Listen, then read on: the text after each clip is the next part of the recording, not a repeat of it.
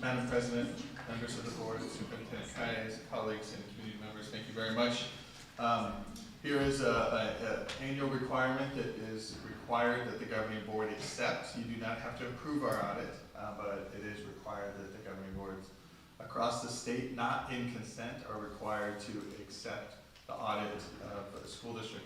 And so one thing without, of course we have the single audit report and the compliance questionnaire is attached to the agenda item, but I put together just a little spreadsheet just to kind of give you more summary of kind of what went through and what we went through in looking at it.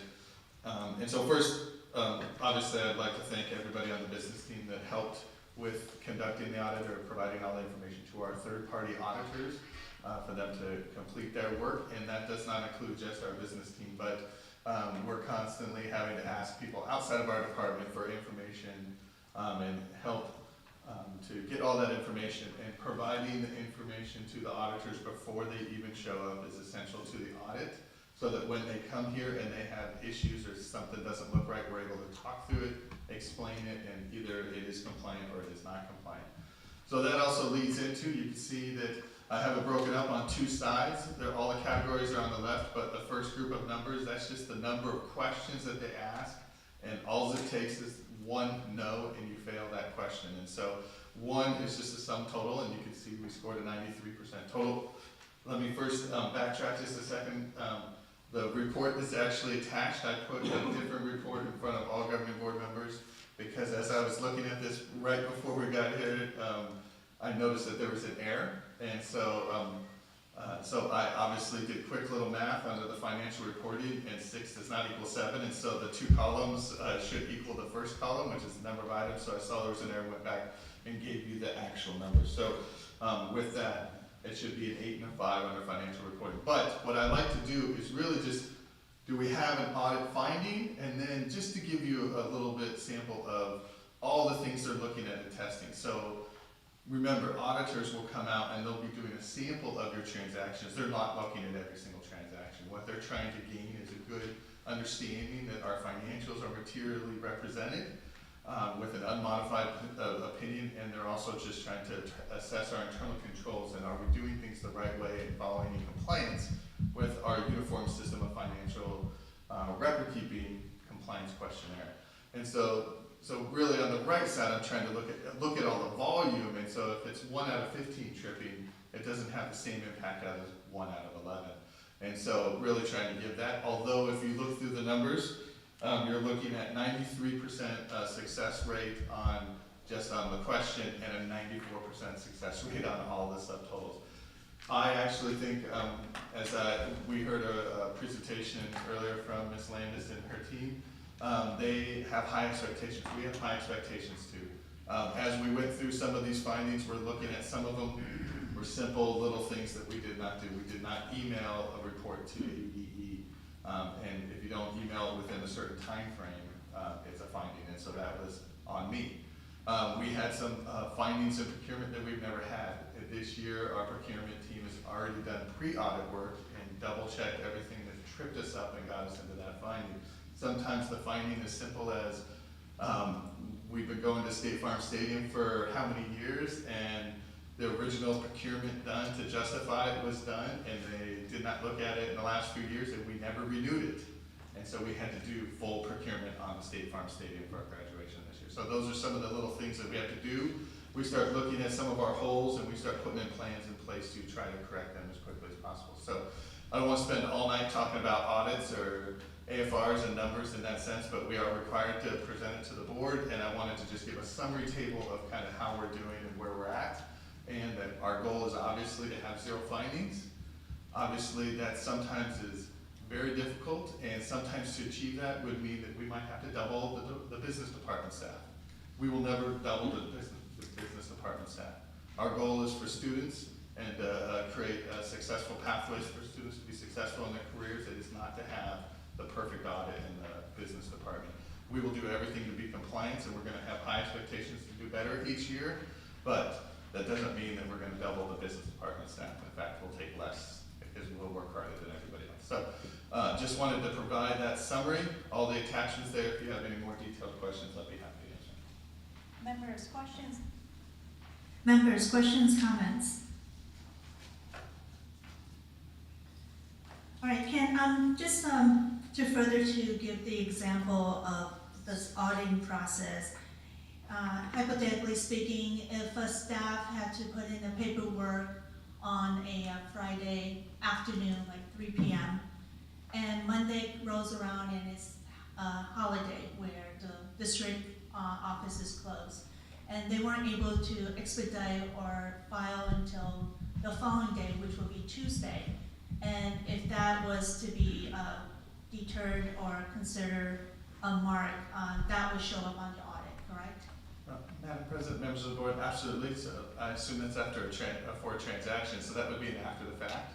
So not only would that be an after the fact and be a violation, the auditors will also be looking at our internal controls to show, are we holding people accountable, which means we have an after the fact process that we then give them a notice that they violated our Arizona procurement laws, and then here's the process to do it, and they have to sign that form. And that's also what our auditors are looking at, not just, yes, could that scenario trip up somebody?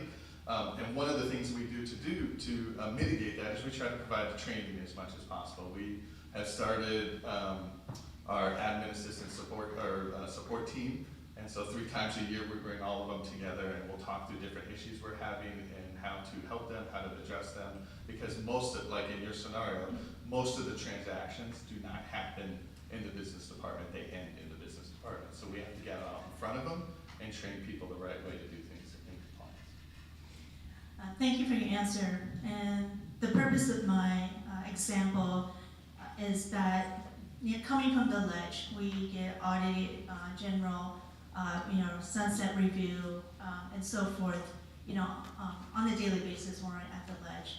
And this is something the public is, unaware of, but they can't provide a perfect score.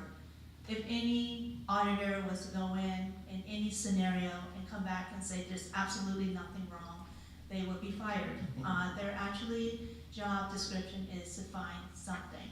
And although we see here and there, but overall, based on these numbers and comparatively what I've seen in sunset reviews and ours and the generals and all the reports I've seen at the ledge, and I'm talking about hundreds because we have over 200 agencies, I've seen hundreds. And we are definitely ahead of the curve. So with that said, Ken, you and your team deserve a standing ovation. Great job, guys.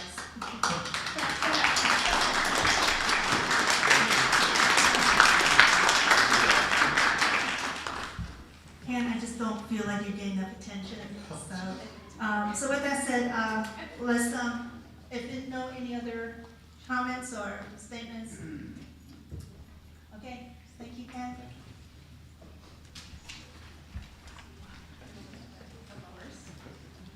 And, okay. Roll call, please. Oh, sorry. Can I have a motion? Second. No, I need a motion first. Okay, I motion. And can I have a second? Second. Okay, there we go. Dr. Luna Najera, No. Mr. Del Palacio, Mr. Ortega Romero, Yes. Mr. Chapman, Yes. and Ms. Sun. Yes.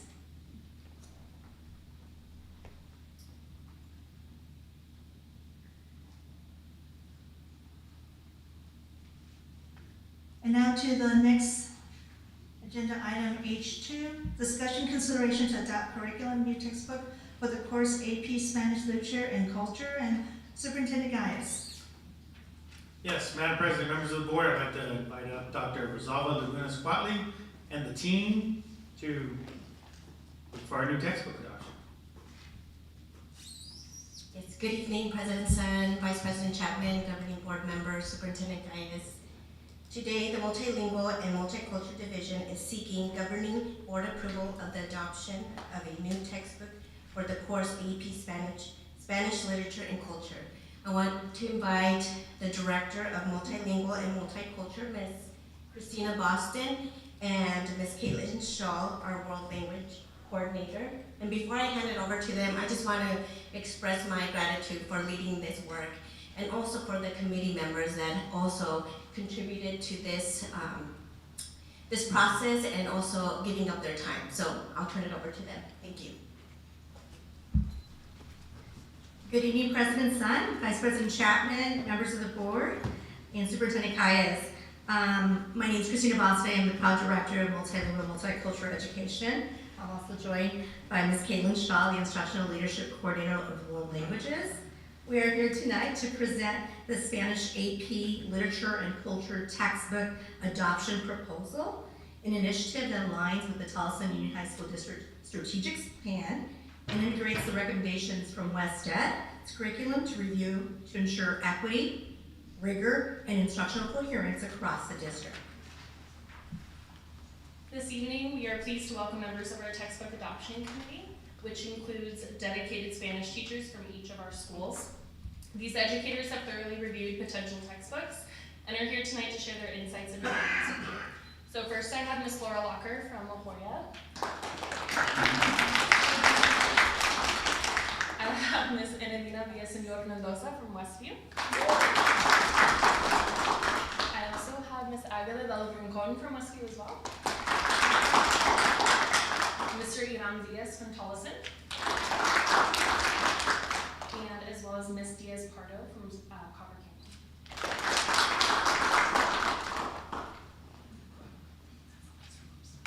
Canyon. Our proposal aligns with key district priorities, including equity and access, ensuring that all students, especially English language learners and heritage speakers, have high quality, standards aligned materials that prepare them for college and career pathways. Academic excellence, providing research-based instructional materials and support rigorous learning experiences and improve AP exam success rates. That is culturally responsive practices, adopting resources that affirm students' linguistic and cultural identities, aligning with the WestEd's recommendations on asset-based pedagogies. Currently, Tolleson Union High School District does not have an adopted curriculum for Spanish AP Literature and Culture, making this adoption essential for consistency and high-quality learning experiences. Without a formalized curriculum, instruction across our district varies, leading to several challenges. Inconsistent instructional resources across the classrooms, limited access to structured literary analysis tools and AP-aligned assessments, increased teacher workload as educators must assemble their own materials, and gaps in student learning, particularly for our English learners and our heritage speakers. In WestEd's curriculum review, they highlighted the need for instructional coherence, emphasizing that standards-aligned materials are critical for equitable access to high-quality instruction. Despite those challenges due to limited resources in our AP Spanish classes, our dedicated teachers have continued to support students, leading to robust performances on our AP exams. However, we know that access to high-quality textual support can make a greater impact. By providing students with the well-developed materials that reinforce their learning, we are confident that their success rates will not only continue, but also increase, allowing more students to excel in the Spanish AP exams. Before beginning the textbook adoption process, our team took several important steps to ensure transparency, compliance, and effective communication. First, we met with business services to review our district's adoption policies, ensuring that our process aligned with district guidelines. Next, we collaborated with public relations to develop a plan for notifying staff, students, and community members about the adoption process, reinforcing our commitment to inclusivity and stakeholder engagement. Finally, we consulted with the superintendent's office to confirm that our committee's work adhere to open meeting law requirements, ensuring a fair and transparent decision-making process.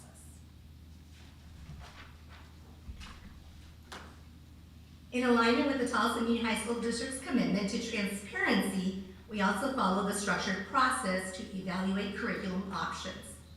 We began by developing curriculum proposals that outline the specific needs of the course.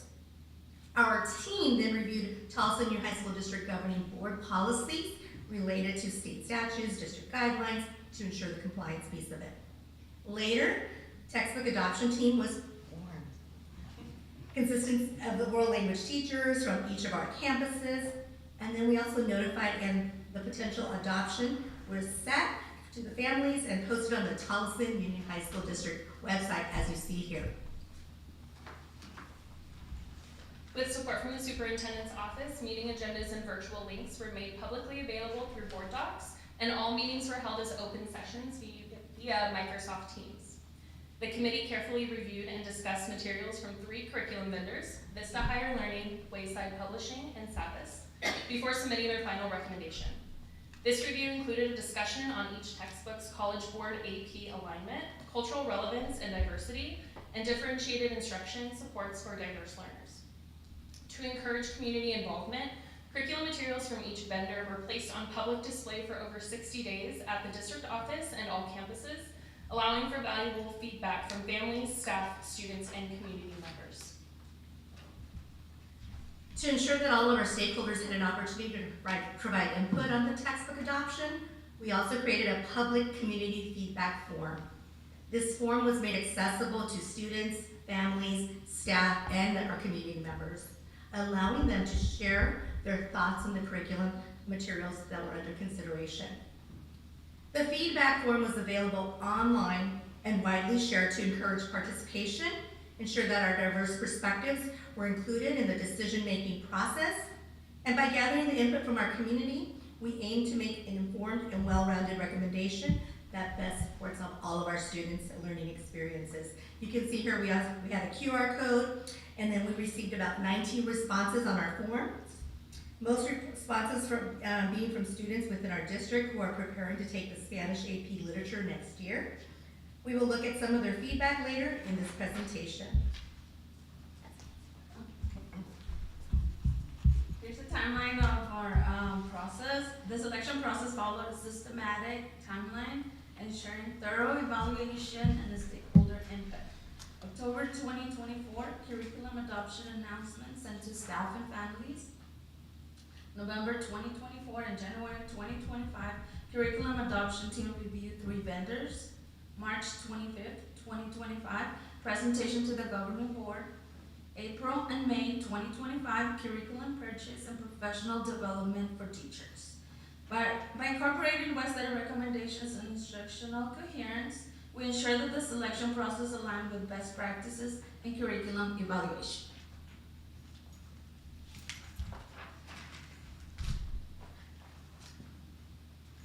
Before each meeting, committee members carefully evaluated the curriculum materials using the AP Spanish Literature and Culture Curriculum Resource Review rubric. This rubric provided a structured framework to assess each resource based on key criteria, including ease of use, alignment with Arizona State standards and College Board expectations, rigor, and the ability to support diverse learners. Additionally, the rubric considered cultural relevance, student engagement, and the accuracy of content.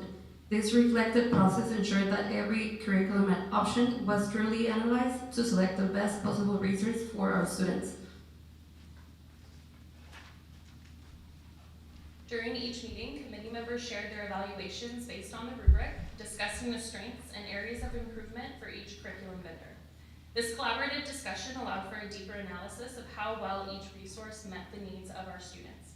Following these discussions, we opened the floor for public comments, giving attending stakeholders the opportunity to share their perspectives, ask questions, and provide additional insights. This open dialogue ensured that all voices were heard and considered throughout the adoption process.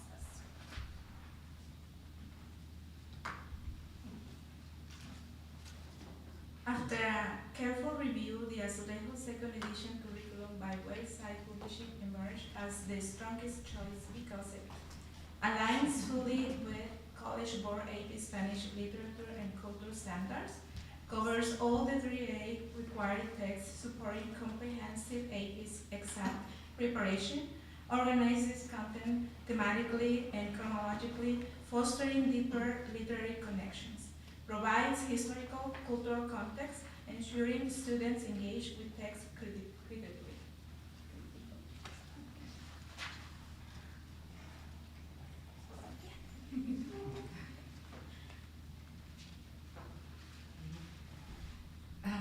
Additional feedback from the committee recommended Azulejos, a comprehensive digital platform that integrates to Canvas, which it was very important in our case, scaffolded support, including differentiated strategies for English learners and heritage speakers. Readily available assessment will give teachers the ability to make data-driven decisions in learning teams. Professional development opportunities to encourage teachers to maintain the best and most up-to-date practices. This selection directly supports West Ed's recommendation to adopt high-quality curricular materials that promote rigorous, engaging, and student-centered instruction.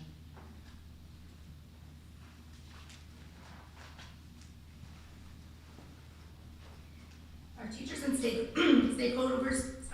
stakeholders overwhelmingly supported Azulejo for its comprehensive AP exam preparation resources, inclusion of the culturally diverse perspectives, aligning with the Tolleson Union High School's district strategic plan for equity and inclusivity, alignment to national and state world language standards, structured differentiated supports addressing the needs of emergent bilinguals and heritage learners.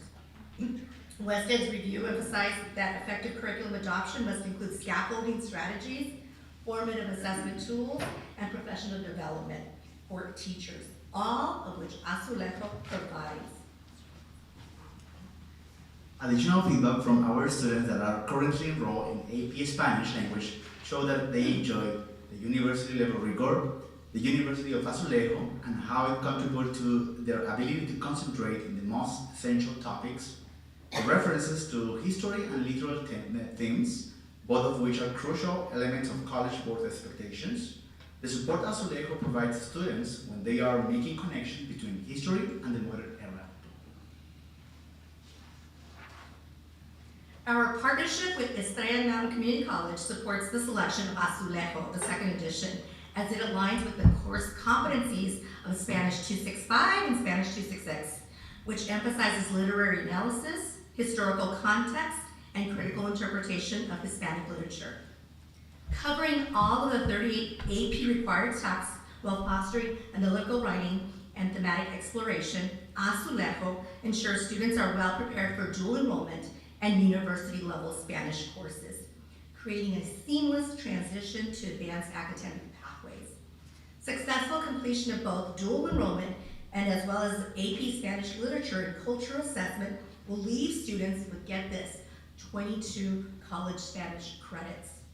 This means that we are giving our students the opportunity to leave Tolleson Union High School District with enough credits to minor in Spanish at all major universities in Arizona.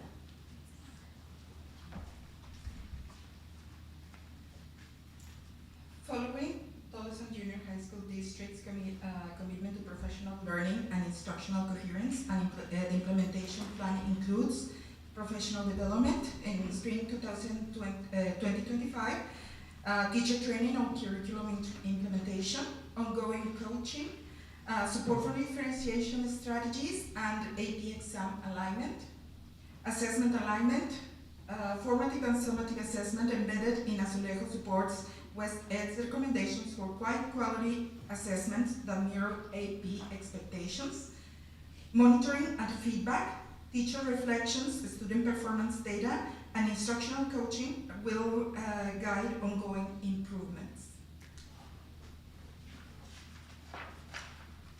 In summary, this adoption ensures that Spanish AP Literature and Culture aligns with Arizona standards and College Board requirements, addressing the needs of high-quality, consistent instructional materials.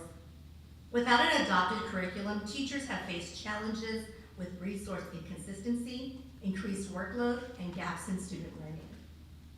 Through a thorough adoption process, including committee reviews, policy evaluations, vendor assessments, and public feedback that I know that you want, we have identified Azulejo, the second edition, as the best option. The curriculum is fully aligned, comprehensive, and supports our dual enrollment partnership with Estrella Mountain Community College. With the governing board's approval tonight, the next steps include purchasing materials and launching professional development to ensure successful implementation. We appreciate your time and commitment to supporting equitable, rigorous, and culturally responsive learning experiences for our students. And then once again, we want to express our deepest gratitude to the Textbook Adoption Committee members.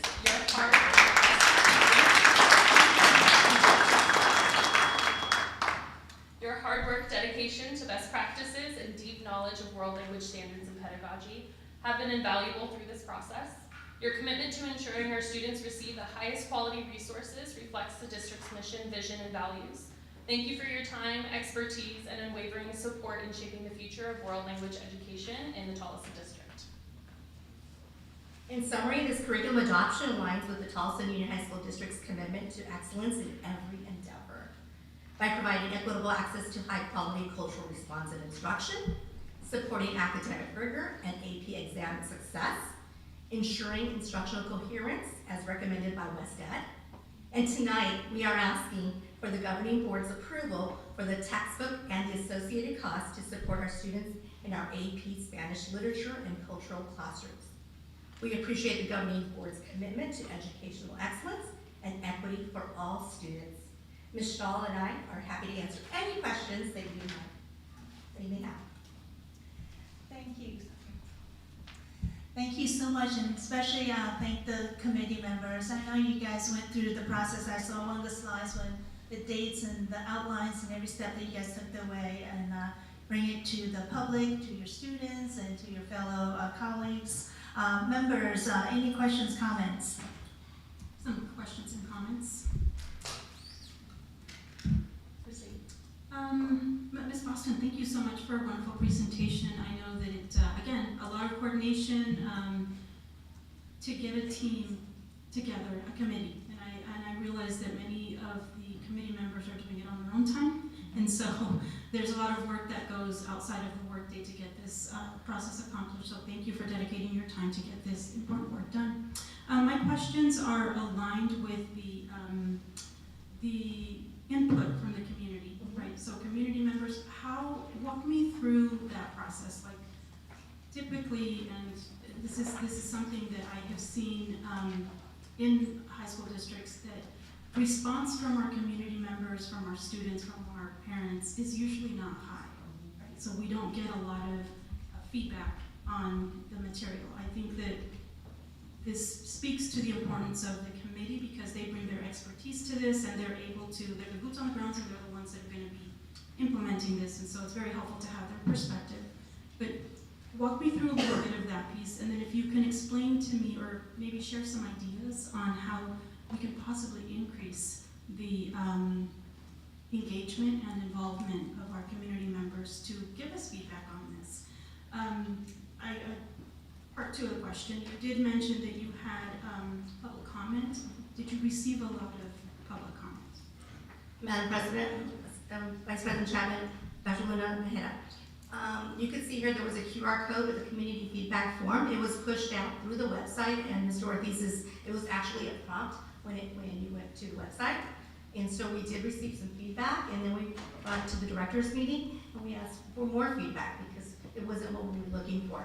However, when you look at Spanish AP, it's about 90 students across the district. So it's a very limited number of students right now, but with your support in the adoption process and pushing towards that Spanish AP classes, we're gonna get some more kids in there. Our recruitment process will talk, especially when they get the dual credit and the 22 credits that are available for them as they inherit those or earn those credits. It was an open meeting long adoption process, so it was pushed out through the governing board link. So if you would have looked at the agenda for any of those meetings, it was there. So we did our part, and also the 60-day minimum was a minimum of having each textbook of the 3 publishers that were presented at each of our schools in their front office. And even at district office, we asked our publisher, they sent out 1, we asked them for 7, including all sites and district. And so I did see parents running through them and looking at them. We received feedback through our students, so it is a push. We did community forum, just looking at what else can we do. But because it's 3 vendors, we can't push a vendor towards them until we do this is the hard work that our teachers did. And we'd love to see more and more of our community feedback. This was our first adoption textbook by for a district to have the open meeting law as required by ARS 15721 and 722. So that's new. Did you document the feedback that you received? Yes, and we also have a slide where the feedback was there. That's our current student feedback, and then we also had some feedback from teachers, and even teachers that were not Spanish teachers. So from the community, I'm sorry, did you document community feedback? President Sun, Vice President Chapman, Dr. Luna, during our public meetings, we did not have any public participation during our open comment section. So the only feedback that we received was from the forum and our students enrolled in that AP Spanish language course, as well as some of our current staff members, but no other community members. Okay, so is it fair to say that we did not have parents provide feedback, or did we have parents provide feedback? So we do have some teachers that are also parents, so we did have a parent feedback, and then we also had Board Member Chapman attended one of the meetings as well, and so it was limited. Can I go out there and solicit like a yard sale sign? We have a textbook adoption committee. I would love to, but at this time. Okay, I appreciate that, thank you. I do want to just kudos, for being able to offer a minor in, hopefully, a minor in this area. I think that is huge for our students. If they can, do the dual enrollment piece, I think that is definitely a selling point, I think, for students. And so hopefully you will attract students and then, build a very strong program. So thank you everyone for your work, for your hard work. Thank you. Other members, any comments, questions? Those online? Yeah, just a real quick response to the whole team. I just want to thank you for putting this together. Thanks to those that participated in the feedback process. I know curriculum adoptions and book purchases are a lot of work, take a lot of time out of our day, especially for those teachers in our classrooms. So just thank you for all the work you're doing. I like what was put forward here, the credits, the opportunities that are available for our students. So thank you all for the work you've done. Thank you. Vice President Chapman. Madam President? Yes. Yeah. Thank you so much for the amazing presentation. I have to say, where was this textbook when I was in high school? But, I was very fortunate taking this Lockers class, from 2016 to 2018. And, I couldn't be more happy that, we're investing in some of these curriculums that, obviously provide lots of support, especially in a profession where, being bilingual pays a little bit more, so it's super important. But I will say, because the seller point, like Dr. Lunas said, is that through enrollment, is there a cost to that, or is it just as long as you're enrolled in the class, you're doing enrollment? For the AP, it's the college board. We use it. Actually, the payment is the one that the college board is asking for. But if it's to an enrollment, as far as I know, she should go to an enrollment. A couple of our And there are some plans for bills, but so far, so is what we have now. I see. Thank you.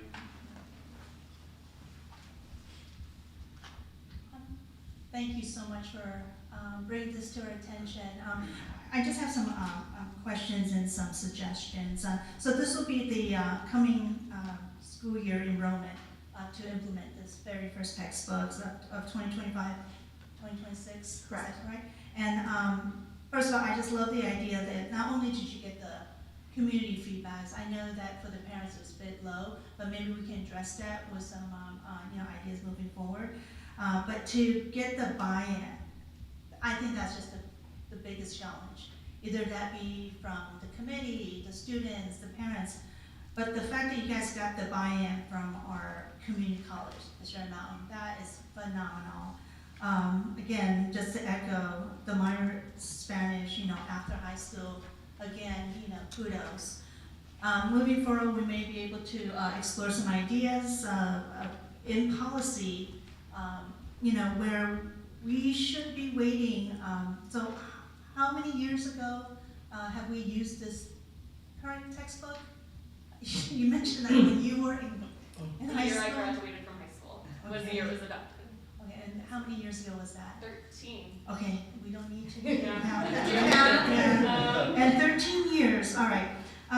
Because for me, that's a little bit concerning, that if there's any textbook in our district that even exceeds a decade, I think we need to have something in policy to have a age limit. I mean, you know, we do age limit for drinking, right? So we might as well do it for the textbook. But that's just something I'm exploring, so we can, you know, talk about that, you know, offline. And also to create that buy-in from the community. I think that is a concern, like we do want the parents, you know, voice to be heard, you know, if we see a little bit lopsided. To my recollection, based on your presentation, it was that you didn't document the feedback from the parents. Is that correct? President Sun, it wasn't that it wasn't documented, we did not receive that.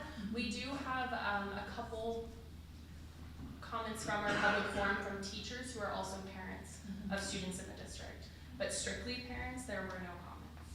Okay, and that's something we may have to look into moving forward, maybe possibly to, you know, codify some sort of a resolution, whatever, to, you know, expedite that and to have that voice heard. Definitely, you know, we want all participants and all facets of our community to be represented. But thank you so much for this presentation, and congrats on, you know, having this process done. I know how hard work, but thank you all for taking this initiative, and well done. And if I may, President Sun, I just want to publicly thank Ms. Shaw and the committee. The other school districts, neighboring school, high school districts, comprehensive large high school districts are reaching out to our OLS department to figure out this whole open meeting law process, because this is new, and you guys should be very, very proud of the entire work that the whole committee has done. With that said, thank you very much. And I just want to echo one more last time, is that 3 out of the 5 board members was involved in this process. And at any time, they could have injected into expedite, into robust and support. But moving forward, you will have all of our, you know, commitments. So thank you again.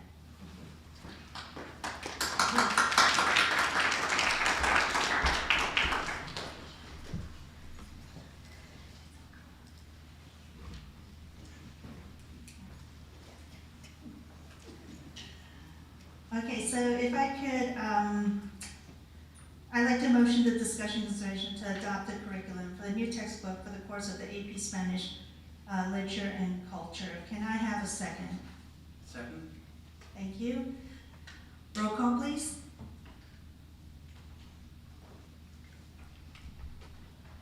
Dr. Luna Najera, Yes. Mr. Del Palacio, Yes. Mr. Ortega Romero, Yes. Mr. Chapman, Yes. Ms. Sun, Yes.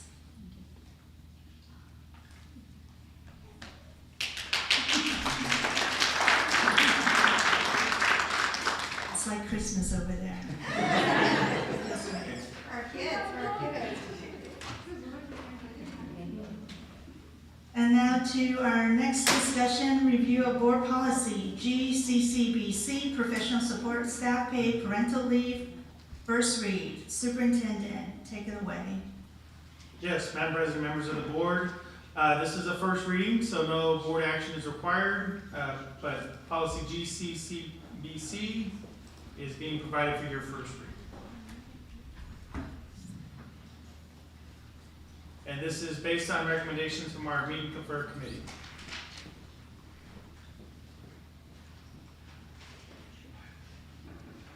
And now to the discussion review of board policy GCCA, professional support staff undifferentiated leave, accrued personal leave, first read. Superintendent Guys, take it away. Yes, Madam President, members of the board, this is also a first read based on Meet and Confer recommendations for revisions to policy GCCA.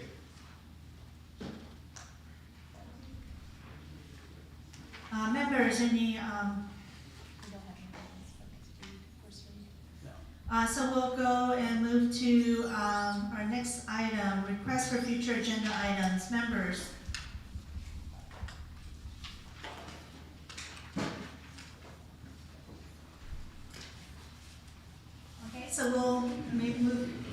to, just some updates, housekeeping. Just a reminder, March 26th, beam signing at the new warehouse, 10 a.m. Our next board meeting is April the 8th, Tuesday, same time, 6 p.m. And without any further ado, I hereby adjourn the meeting. Oh, I'm sorry, we need to, motion for a, adjournment. Can I have a second? Second. Roll call? Dr. Luna Najera? Yes. Mr. Del Palacio? Yes. Mr. Ortega Romero? Yes. Mr. Chapman? Yes. And Ms. Sun? Yes. I hereby adjourn the meeting at 8:10. Thank you, everyone. Thank you for your patience.